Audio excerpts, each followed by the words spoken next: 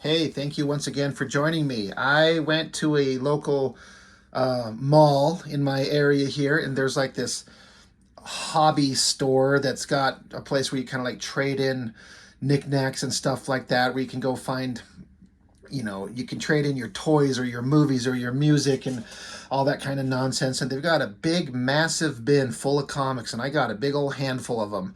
Um, Paid a buck for several of them, including this one. But I also paid a few bucks more for a couple of them than I should have. But I just wanted a couple of these. But when I saw this, Alan Moore on Supreme, I had to get it. I have only read one issue of the Alan Moore Supreme. I remember I picked it up off the shelf years ago. I got it. I enjoyed it.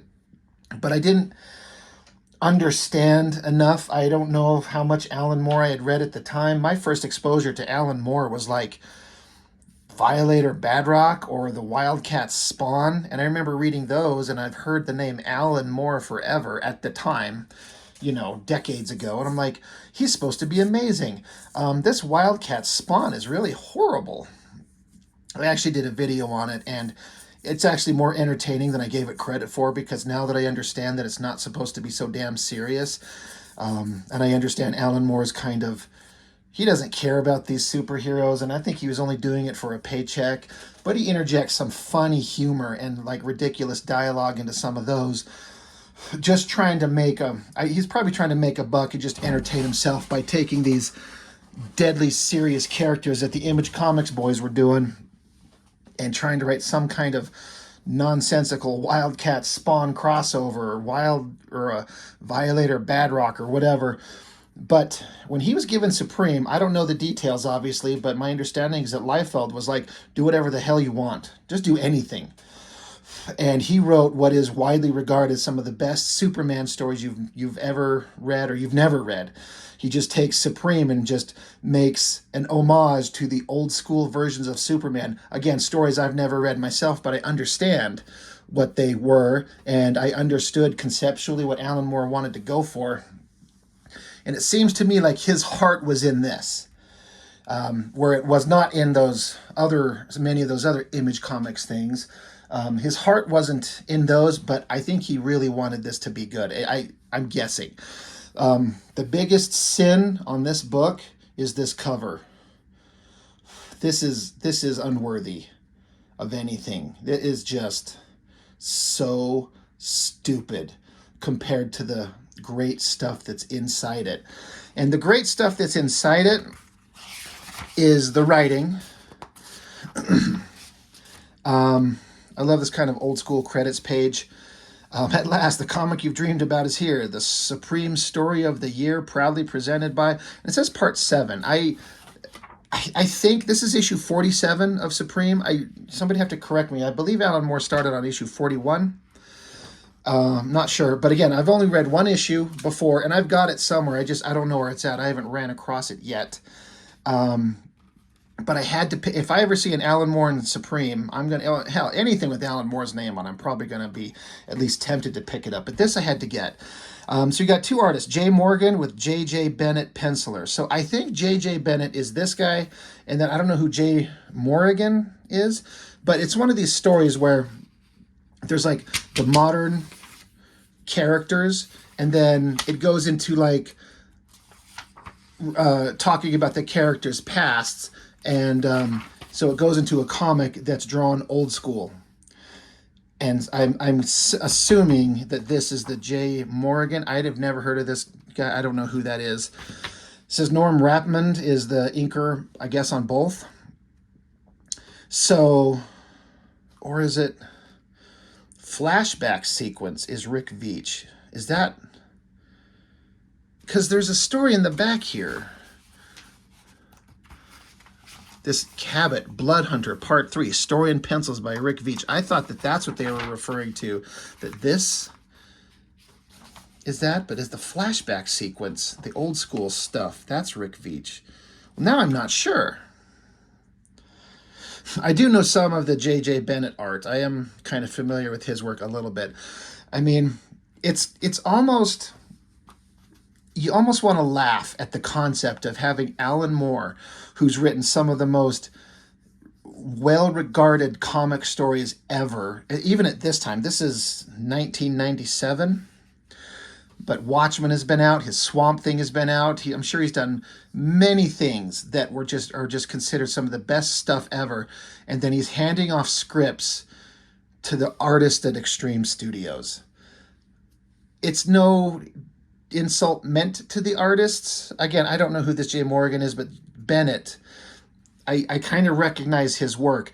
But this man is not built to do the kind of work that Alan Moore is going to provide. It's you could tell they're trying. I wonder if these guys understood the weight of what they had in their hands. And I don't know that it. I know that Chris Sprouse ended up drawing big chunks, if not the majority of the Alan Moore Supreme, if I understand correctly. And that's the perfect pairing of an artist who knows what he's doing, that can pull off the work that's required. It's almost laughable to think of any of those Extreme Studios guys, anybody,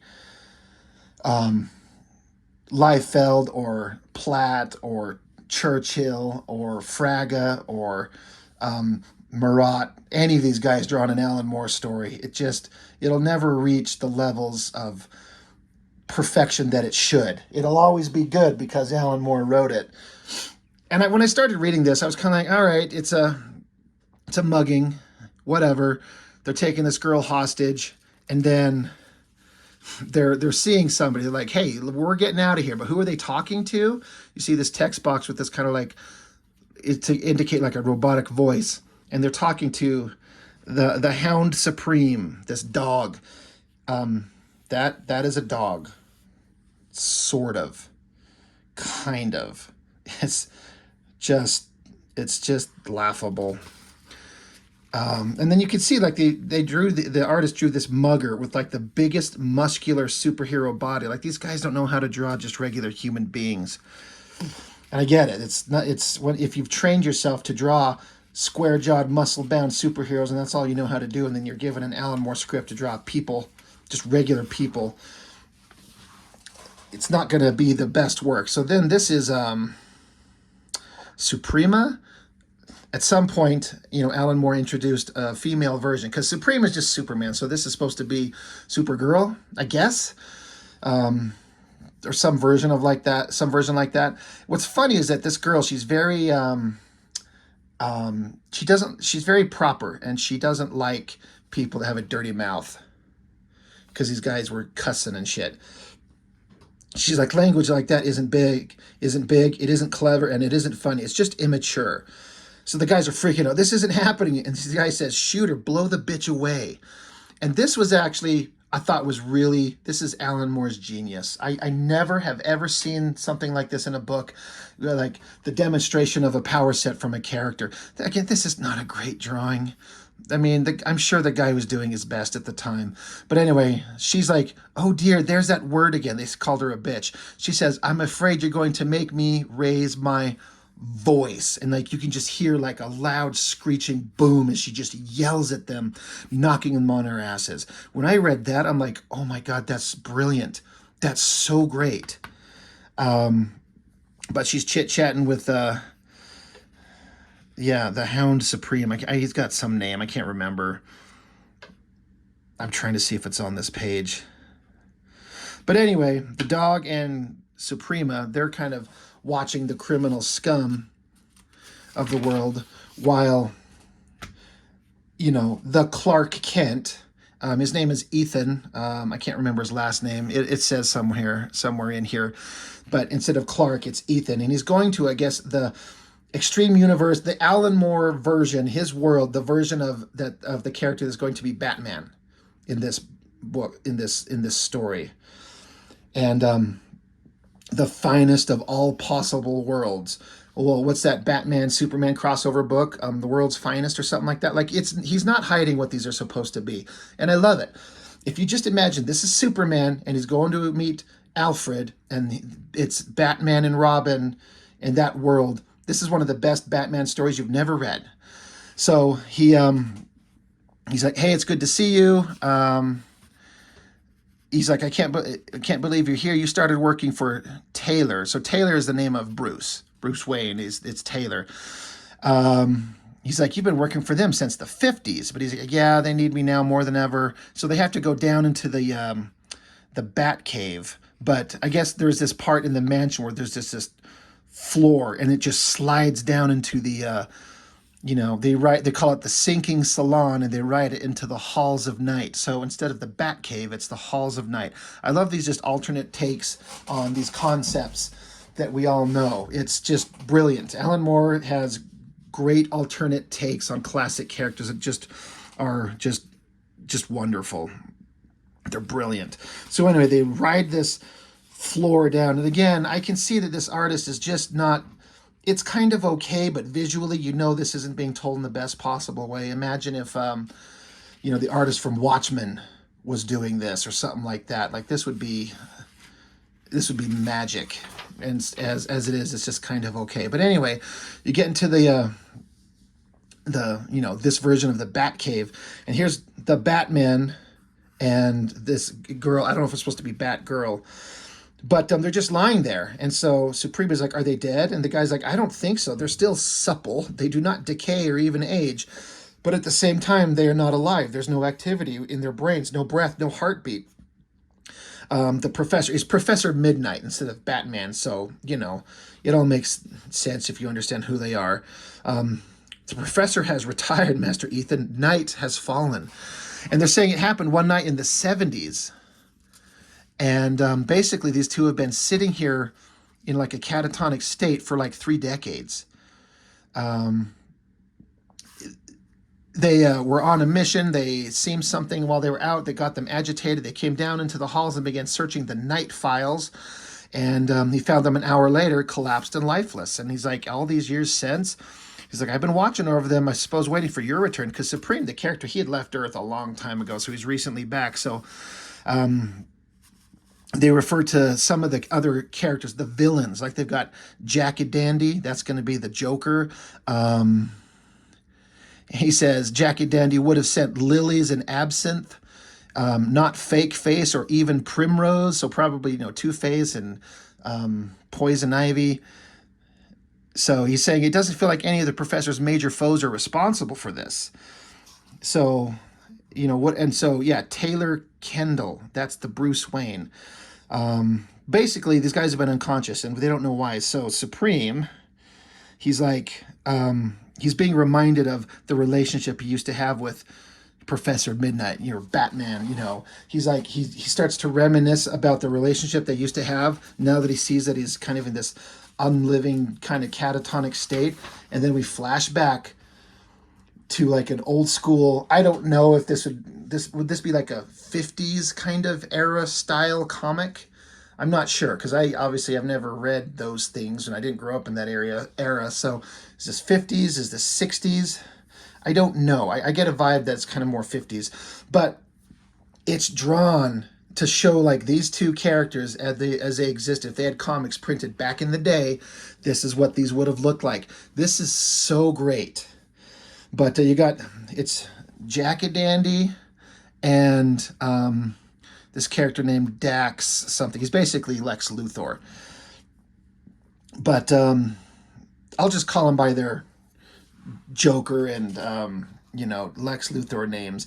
But Lex Luthor shows up, and he's basically got a plan. He could, Darius Dax is the Lex Luthor, and Jack and Dandy, he's the Joker, and they got a plan. Darius Dax, he's like, I've got a machine that I can make. It's a transferatron. He's like, basically this machine will swap their powers. Somehow they think that would be a good thing to do. Doesn't make sense in a real world kind of context, but in an old school ridiculous comic, that seems like something they would do in these old silly books written for children. So yeah, they talk about the Dean of Darkness, Professor Knight. So, that's Batman. My device can swap one person's life energies for those of another. Imagine if we pulled such a swap on your arch foe, Professor Knight, and my nemesis, the hated Supreme. And so Jack and Dandy, he's got like a traditional English way of speaking. He says, I say, steady on. While that might leave your chappie with reduced abilities, wouldn't I have to face a Professor Knight with the powers of Supreme? And Darius Dax is saying, "Well, don't you see? When he couldn't possibly control his powers while they're both disoriented. We could destroy them." He's like, "Oh, I must say that sounds absolutely spiffing." So they're like, "Okay, let's do it. We're going to team up. We're going to make this machine that'll swap their powers, and somehow we'll be able to defeat them then." It's such a stupid idea in terms of like an actual villain story, but it's such a perfect, ridiculous, old school, comic idea. So you cut to a scene later on where Professor Midnight and his sidekick, it's this girl, Twilight. Now, I noticed this girl, she's got these black stars on her eyes, and it made me go, there was a Youngblood revamp that Alan Moore did like one issue of before I think Maximum Press folded and they couldn't make more. It's one of the best comics ever made, especially for Youngblood. And there was a character named Twilight, and she had starry eyes. So I'm wondering if this must be the same character, like continued on in that book. So that was an interesting kind of fun addition. I really liked that. I'll have to do that Youngblood book soon that Alan Moore wrote. But they both were called by their various nemesis to show up here.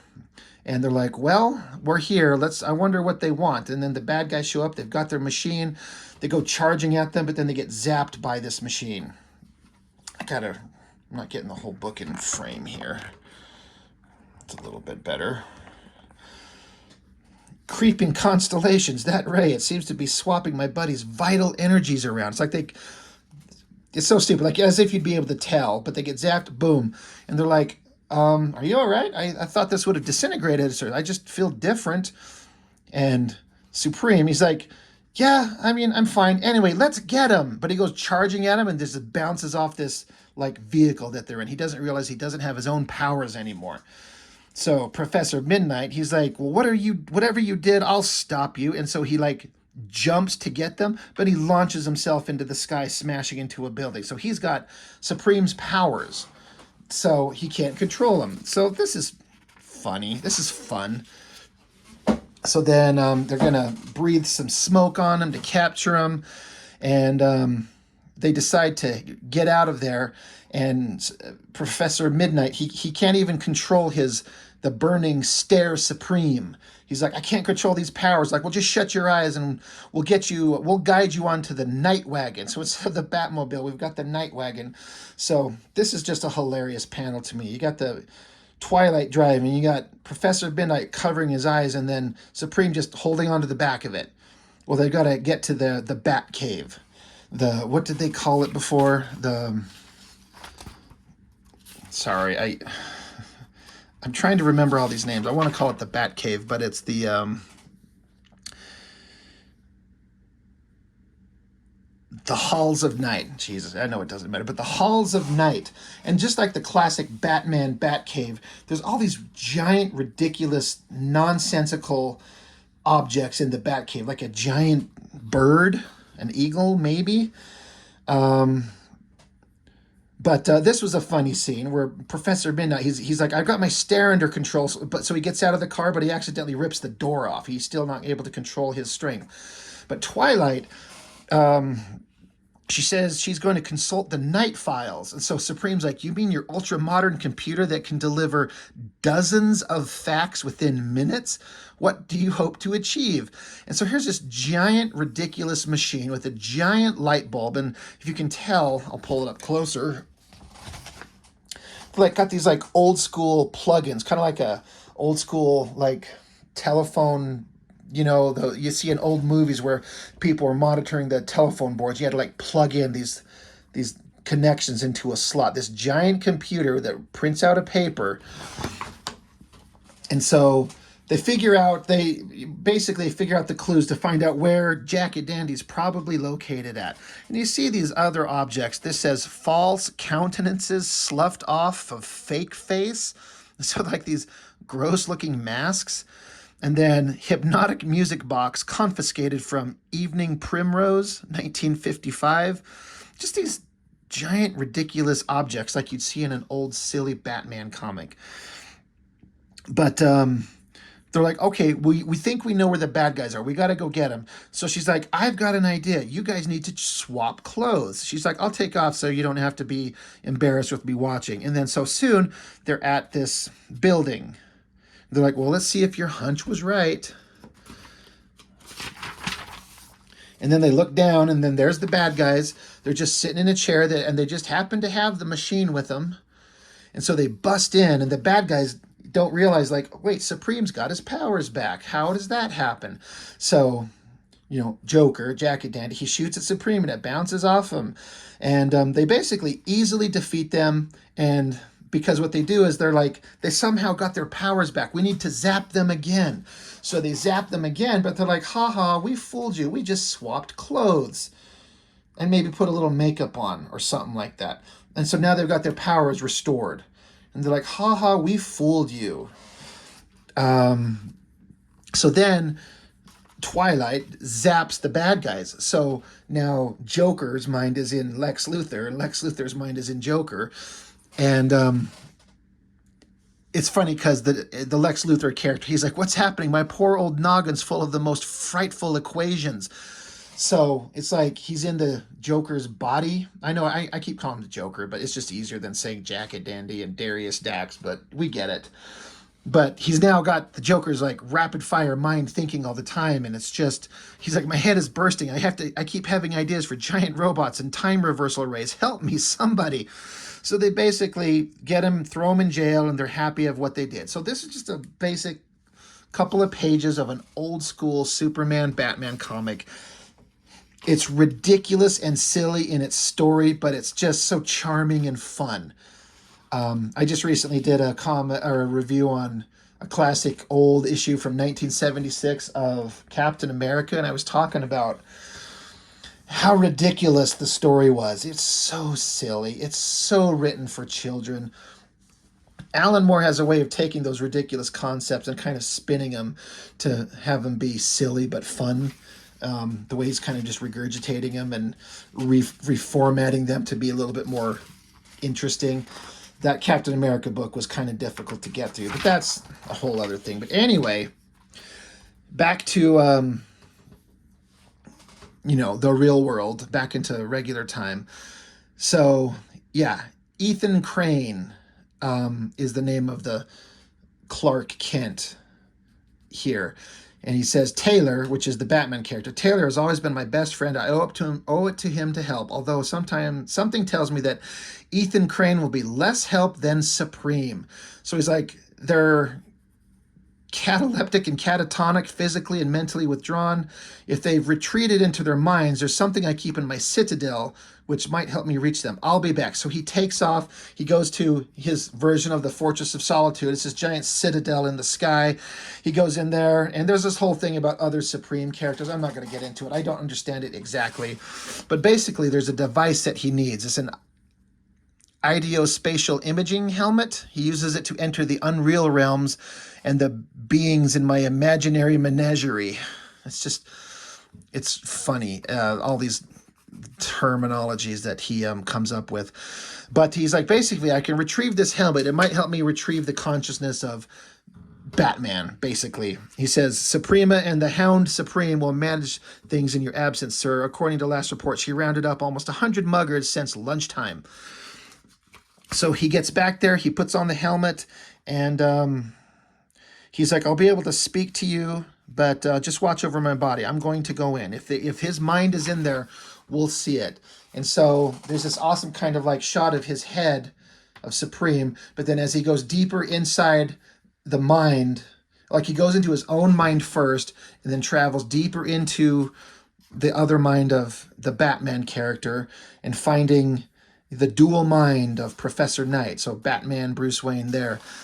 And he says, this must be Taylor's psyche, a landscape bathed in silvery starshine where incongruous objects loom up all around. I suppose they're his memories. I see a stethoscope that could represent the childhood doctors who diagnosed Taylor's rare strain of it's a word, porphyria's complaint, forcing him to avoid daylight. So this world's Batman can't be in, it's not that he chooses to be at night, he can't be in daylight. So that's an interesting thing. He says, this area seems devoted to Taylor's emotions. There are giant idols representing everyone he ever cared about. You're there, along with Twilight, Police Chief O'Brien, and dozens of others. I'm glad to see I'm included as well. But there's still no sign of Taylor's absent personality. I can't say I like being in another person's idea space this intimately, but there's no other choice. Then he proceeds further and he runs into Professor's fears. All of his enemies are looming up around me, leering and threatening. And yet you're right. I don't get the sense that any of them are responsible for his current predicament. I'm going to have to delve deeper into the throne room of Taylor's soul. So again, Superman is just digging into the private, intimate thoughts and feelings of Batman. And then he gets into this place and he freaks out. He's like, oh my God, oh my God, oh my God. There's this giant obelisk. And he's like, get this thing off from me. That horrible absence, that gaping spiritual void. And the Alfred stand. And he's like, what is it? What did you see of the master's soul that has alarmed you? And he's like, nothing. I didn't see anything of Taylor's soul. That's the whole point. Taylor's soul is gone. So the Alfred guy is saying, well, how can that be? A man's soul is immortal. It can't vanish. He says, I've got a hideous feeling I already know. There was an alien glyph there marking the space where Taylor's soul had been. I almost recognized it. And he basically is like, you know what? Let me go into the files and see what was the last thing that they've done. What were the last things that they searched for? And they come across this Hulver Damick, the slaver of souls. I don't know if that's supposed to be a reference to a character, like a stand-in character for another Superman or Batman character. I don't know. But then Supreme is like, oh shit, of course it's him. It's not one of Professor Midnight's personal enemies. It's one of the enemies he's made through group affiliations. So he's basically like, I know who did this. I know what's going on. I've got to get out of here. There's people I need to talk to. So he makes a phone call to, I guess, the Lois Lane version. He makes the call like, I can't make the appointment we had. I've got things I have to take care of. He's like, I'm sorry. I'll see you tomorrow. And then, the Clark Kent, the Ethan Crane, he's just sitting here and he says, well, here you are all again. Here we are all again. And then you've got Glory, Super Patriot from Savage Dragon, Die Hard, Mighty Man from Savage Dragon. And I don't know who this guy is back here. That one I don't recognize. But they were all part of characters that were old school characters, kind of like, existing in World War II, like a golden age bunch of heroes like he was at one time. So basically he's got to gather them together to help solve the problem. And it could be pretty interesting. I'm sure this artist could have done, this could have been better. This is kind of okay. This tilted angle and the lightning through the window, but I don't know. It's just like they're sitting in just this random couch in the corner of like an apartment or something. I don't know how it could have been done better, but I feel like it could have been. But these artists were doing the best that they could for what their skill sets were. But the story was just interesting as hell. It's not quite interesting that it's Supreme, but when you think of it as a Superman story, that makes it incredibly interesting. And you can do whatever you want that you can never do with the corporate character. You can change them and do all these kind of dynamic, interesting things with your own creator-owned character or someone that doesn't have the ties to the actual DC copyright and a legacy character you can't really mess with. So you get to see all kinds of neat different things. So that's the end of the story. I found it really interesting. This is one of these purchases that I was like really glad that I got. Like I was saying at the beginning of the video, I picked up a pile of books. I probably picked up like 8 different books. This was by far the most entertaining. A brand new story I've never read. So well written. Of course it's going to be good with Alan Moore wrote it. And then they're kind of hyping up all the shit that's coming up. Alan Moore, the most acclaimed comic writer of all times, lays the foundation for an entire universe. Judgment Day. I've got some of those. And then the 50th special double-sized anniversary issue. I gotta dig up all of these. I gotta find these. I want to read them all. And then there's this Cabot Bloodhunter by Rick Veitch, which I didn't find particularly interesting or particularly well drawn. I mean, especially when you got a story leading up to it that's written by Alan Moore. And then Captain America and Cable.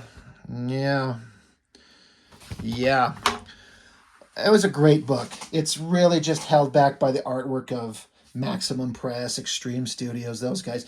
They don't know how to draw this stuff. Not all of them, but the big names that you know, like Liefeld and Marat and Fraga and Stinsman and this Bennett guy, Platt, Chap Yap. None of those guys had the artistic talent to really bring an Alan Moore script to life in the way that it deserves. And like I said, I think Chris Sprouse ended up taking over the Supreme book and drawing the majority of it, and that's when it looked good. I've seen lots of artwork from it, but read only one issue of it. But anyway, fun book, and I hope to dig up more of these things because they're always going to be entertaining. Alan Moore's his reputation is legit. So I guess that's all I've got for now. And as always, thank you for watching. See you on the next one.